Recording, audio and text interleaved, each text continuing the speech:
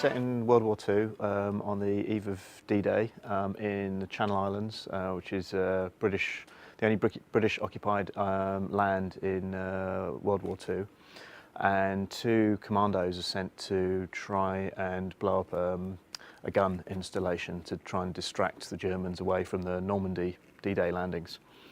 And they arrive at the island and they start hearing lots of weird noises, screaming, gunfire, and eventually go inside this German bunker and find that all the Germans are dead, apart from one surviving German who appears to be mad and is saying that all the Germans were killed by a demon. It came about when I went to Guernsey in the Channel Islands and I showed one of my short films, Ill Girl, and the local press there did an interview with me, and they asked me if I knew anything about the Channel Islands history of witchcraft, which I didn't. But being a horror film director, I did a bit of research, found out that the Channel Islands used to be a hotbed of witchcraft in the Middle Ages. More witches were burnt at the stake there than anywhere else in England in one period. And they also had these books called the Bad Books, which were books of folklore and black magic.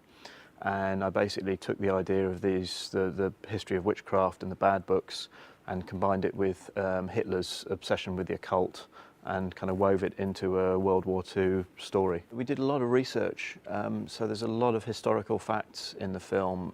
It's set in the Channel Islands, which was the only part of British territory that was occupied by the Germans in World War II. The fortification that's in the film is based on a real fortification in the Channel Islands.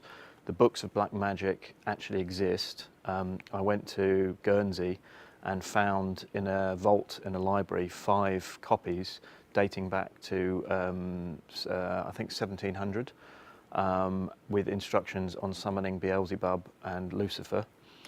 So those are real. The commando raids were real as well. The British commandos were raiding the Channel Islands in World War II. And they were also doing these distraction raids around about the Normandy landings to try and keep the Germans' attention away from Normandy. So it's all kind of based on a certain amount of fact. The mixture of war and horror is quite potent because on the one hand you've got these awful situations of people going to war and doing terrible things, but then when you throw in something like the occult or any kind of horror fantasy situation, then potentially you've got something worse than war. You know, it's killing people is bad enough, but then there's something more evil out there, and especially with dealing with Nazis as well. You know, I mean, most hated kind of race on earth, most despised, and then you say, right, well then they're not really that bad compared to what's over here, what we can summon up from hell. So it's a very interesting combination. There's something fascinating about the occult. It's this idea that maybe there is that hell really is real, and that you can have the power to summon up a demon. I mean, the occult, it's all about power, and it's kind of everything that's opposite to Christianity. It's about power and success and greed. And for a filmmaker, it's a very interesting area to work in, because you can go anywhere and do anything, and especially with something from hell, the sky's the limit to what you can do with it, really.